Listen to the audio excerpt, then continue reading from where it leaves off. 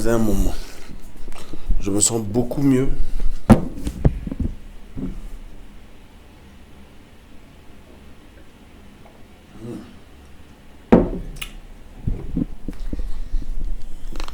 Yeah.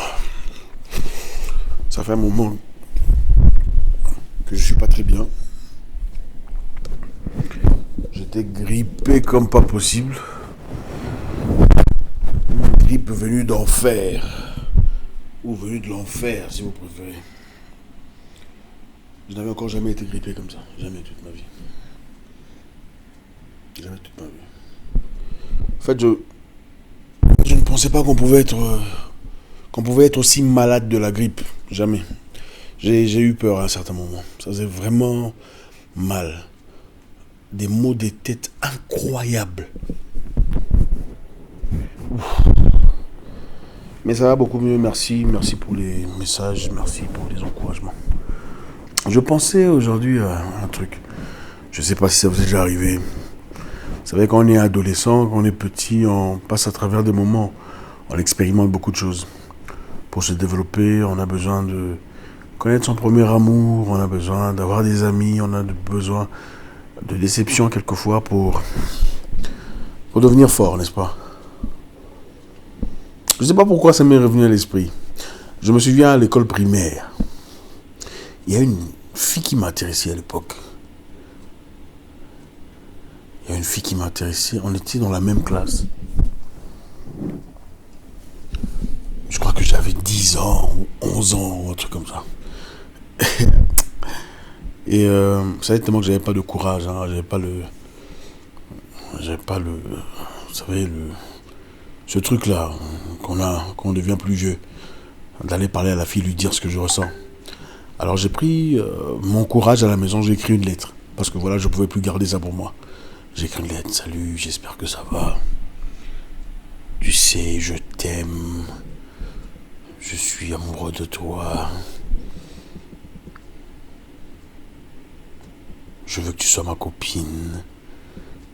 Je veux te traiter bien. J'ai pris la lettre. Ensuite, j'avais un peu d'argent. Hein. J'ai pris de l'argent, j'ai mis dans la lettre. Avec l'argent que j'avais placé, on pouvait acheter à peu près 10 beignets. Alors, j'ai pris l'argent, j'ai enveloppé, j'ai mis dans la lettre. J'ai donné un petit là, comme ça. En fait, la fille était amie à la grande sœur du petit que j'ai donné la lettre. Le petit à qui j'aurais mis la lettre. Bon, je me disais, bon, on se voyait, on se parlait pas vraiment. On rentrait ensemble à la maison. Enfin, on faisait route ensemble. Parce qu'on habitait presque le même quartier, la même direction. Et à la fin des coups, on prenait la même direction pour rentrer à la maison. J'ai donné la lettre au petit, espérant qu'il parte donner la lettre à la fille. Dans un coin où elle était toute seule. Hein, pour dire, bon, voilà la lettre que Mwekassa a donnée. C'est pour toi. J'ai mis un peu d'argent à l'intérieur. Je me disais, bon, avec un peu d'argent, un peu de corruption, quoi. La fille va avoir de l'argent, elle se dira, ah, génial. Peut-être ce jeune homme va m'acheter désormais des beignets à chaque récréation. Ah!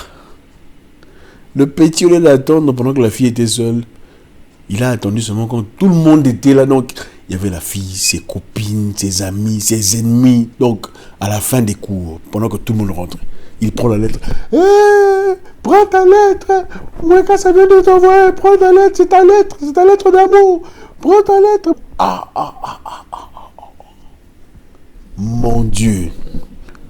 Quelle honte. Vous voyez un peu, quand vous donnez la lettre à une personne, même si elle n'est pas intéressée, et qu'elle est toute seule, elle pourrait réagir différemment. Ou peut-être que même si elle n'est pas tout à fait intéressée, elle rentrerait à la maison, aller réfléchir. Genre, ok, est-ce que oui ou est-ce que non? Vous savez, à l'époque, c'était quand tu parles à une fille, elle ne te dira jamais oui, je suis d'accord. Elle te dira, bon, je vais réfléchir.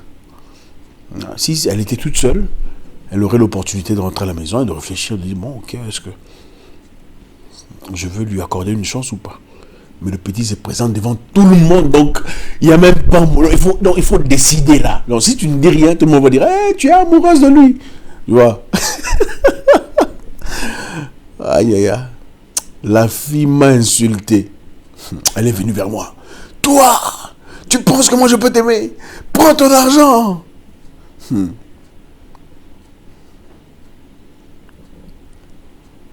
J'ai eu honte. Aïe, aïe, aïe. J'étais fâché contre ce petit-là. Je me disais, si je veux le trouver, je vais le défoncer. Aïe, aïe, aïe. Ce petit-là, d'ailleurs, je le cherche toujours jusqu'aujourd'hui. Le jour où je le vois, je le ressais. Ben, c'était ça. C'était vraiment... ça, ils sont un de ces moments de la vie qu'on n'oublie pas. Mais ça nous aide à nous développer, à nous outiller. Quand on grandit, on réalise... Enfin, on a grandi. Après, on réalise, bon, voilà... c'était un truc d'enfant, quoi. C'était pas tout à fait... vous savez, les gens grandissent, certains deviennent apparemment beaucoup plus jolis et d'autres deviennent... ok, ça c'était la personne qui... Voilà. Un peu ça. Ensuite, vers mes 13 ans, 14 ans, j'ai rencontré une autre fille. Et celle-là, c'était mon premier amour, vous voyez un peu. Parce que voilà, à 14 ans, on a quand même un petit cerveau qui fonctionne et tout ça. Et elle, comment je l'ai draguée? J'ai aussi écrit une lettre. Salut, j'espère que tu vas bien. Elle était charmante, elle avait un très beau charme, tout ça. Très beau sourire. Très intelligente à l'école. Pendant que moi j'avais des difficultés, elle était toujours première de sa classe. J'ai lui écrit une lettre. Alors comment ça va? Tu sais, je n'irai pas divulguer les sentiments que j'ai pour toi. Et c'était à cette époque-là que je découvrais le mot divulguer. Je l'écris, je n'irai pas divulguer le sentiment profond que j'ai pour toi. Sois-en sûr, à l'instar des grands venus avant. J'avais découvert aussi le mot instar. À l'instar des grands venus avant nous, mes sentiments pour toi sont réels.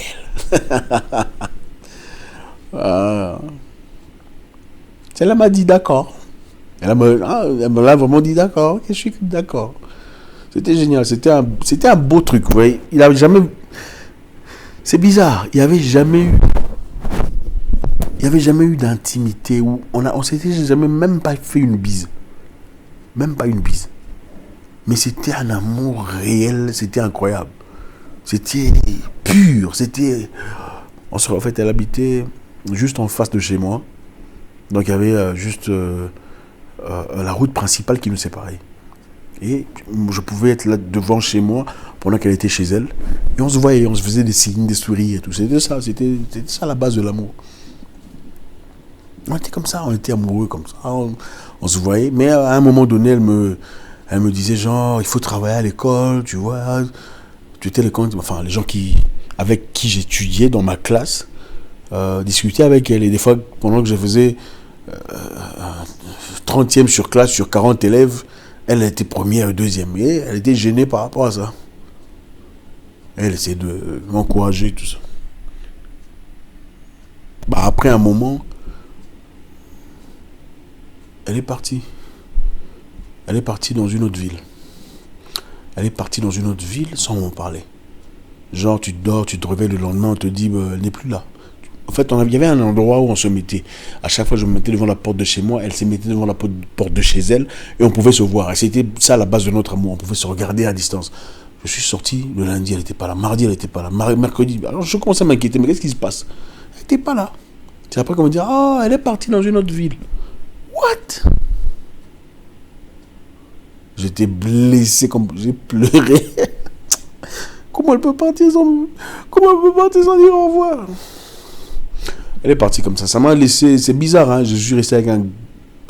Ouais. J'étais vraiment blessé. Et les années sont passées. Beaucoup d'années plus tard. Beaucoup d'années. On a tous grandi. On était vus beaucoup d'années plus tard. On s'est retrouvés sur Internet. Et j'avais toujours ce mal-là. Cette douleur d'une personne qu'on avait abandonnée. Je ne sais pas si ça s'explique. Hein. Mais j'avais vraiment cette douleur de pourquoi tu m'as laissé tomber. Et c'est vrai. Quand on s'est rencontrés, quand on s'est retrouvés sur Internet, elle était déjà mariée à un professionnel, elle avait une famille, elle avait des enfants. Mariée à un médecin, je crois. Je lui ai dit, pourquoi tu as fait ça? Elle a dit, fais quoi? Tu es parti sans me dire au revoir. Elle était choquée de voir que... Je lui ai dit, est-ce que tu te rends compte combien ça m'a... Elle était choquée. Mais attends, mais franchement, il s'était rien passé entre nous. Rien d'intime, rien, zéro. Mais j'étais vraiment blessé. Et puis voilà, on a fait la paix et tout ça. Écoute, elle n'avait pas pris aussi au sérieux que je l'avais pris et tout ça. On est resté amis, on a discuté, on parlait. Et puis à un moment après, bon, vous savez, j'étais déjà en train de boxer. Et des fois, je prenais des photos professionnelles, torse nu, tout ça. Et elle n'aimait pas ça. Elle n'aimait pas trop. Elle me faisait des remarques disant, tu sais, t'es pas obligé d'être torse nu, t'es pas obligé de t'habiller comme ça, t'es pas obligé de... Moi je dis, ah ma chère, toi tu es qui pour venir me dire comment je dois vivre ma vie? Bah voilà, c'était un moment donné, chacun avait vécu sa vie, j'étais devenu moi, elle était devenue elle et tout ça. Bon, je l'ai remise à sa place, c'était pas de sa faute, je pense qu'elle était gentille, elle essayait simplement d'être affectueuse, essayant de m'aider à ne pas trop déraper. Mais moi, bon, j'avais une identité et je me disais, tu te prends pour qui? Pour me dire comment je vais vivre ma vie. C'est un peu ça. Puis après, on s'est perdu de vue et puis voilà, chacun vit sa vie. C'est quand même intéressant de voir que quelquefois les vrais amours n'ont rien à voir avec ce que l'on pense. L'intimité, la chair, tout ça. D'ailleurs, quelquefois, je pense que la chair, c'est sans des intérêts, des avantages sans lesquels quelquefois on pense ne pas pouvoir aimer quelqu'un. Mais moi, j'estime que cela a été pour moi un vrai sens d'amour. Parce que voilà, je sais qu'après ça, quand j'ai commencé à vivre comme tout le monde, quand on s'est plongé dans le vrai monde de l'amour, entre parenthèses, j'ai rencontré des sorcières comme pas possible. Des vraies sorcières. Tu vois, une femme qui est avec toi, mais à part toi, il y a au moins aussi 3 ou 4 ou 5 ou 6. Ça rigole pas, les femmes ici dehors. Donc toi, tu es le copain que tout le monde connaît dans le quartier, le copain officiel. Mais officieusement, il y a des papas qui fournissent de l'argent, il y a des professionnels, il y a des... Il n'y a pas que les femmes qui traversent des moments, les hommes aussi d'ailleurs. Mais malheureusement, nous sommes issus des sociétés où nous ne parlons généralement pas de ces histoires. Et beaucoup de nos jeunes frères et jeunes sœurs d'ailleurs n'ont malheureusement pas des personnes avec qui parler, avec qui discuter. Des personnes pour les aider à se développer correctement, comme le font les autres communautés. Et je pense que c'est un tabou qu'il faut briser. Si seulement on pouvait avoir un peu plus de liberté entre nous, entre humains, pour pouvoir discuter avec ceux qui sont plus âgés que nous, on ferait beaucoup moins d'erreurs. Beaucoup moins d'erreurs. On va apprendre des choses dehors, des choses importantes de la vie qu'on devrait apprendre à la maison, dans un confort familial, dans un environnement sain, avec des gens qui sont vraiment là pour nous, pour de vrai. Des gens qui nous aideraient à prendre des bonnes décisions. J'en ai connu quelques personnes qui parlent à leurs parents, quand même. Des femmes qui ont eu la chance de parler à leur papa de leur vie personnelle. C'est-à-dire, s'il y a eu un monsieur qui s'est intéressé à elle, il dira, papa, monsieur tel s'intéresse à moi. Ou papa, il y a ton ami là où le papa qui vient te chercher ici m'a touché de manière inappropriée. Ce genre de relation, c'est spécial. Pas seulement spécial, mais ça devrait être normal. Ça devrait être la base. Je pense que beaucoup de gens aujourd'hui souffrent des blessures mal soignées, des difficultés qu'ils auraient pu bien gérer différemment, tout ça. Parce que voilà, qu'on le veuille ou pas, chaque humain a une histoire. Chaque humain que vous rencontrez dans la vie a quelque chose de précieux, de profond, quelque chose à partager. Ouais, encore merci pour le message, merci pour les encouragements que j'ai reçus. Je vais beaucoup mieux, beaucoup mieux. Le mal de tête était incroyable, je n'avais encore jamais expérimenté un tel... Waouh, c'était incroyable quoi. Donc je suis convaincu que si je partais voir un pro, on m'aurait dit que j'avais ces trucs-là. Ça, je n'en doute même pas une seule seconde. Bah, j'espère que ça va, j'espère que vous passez une excellente soirée. À très bientôt. Au revoir.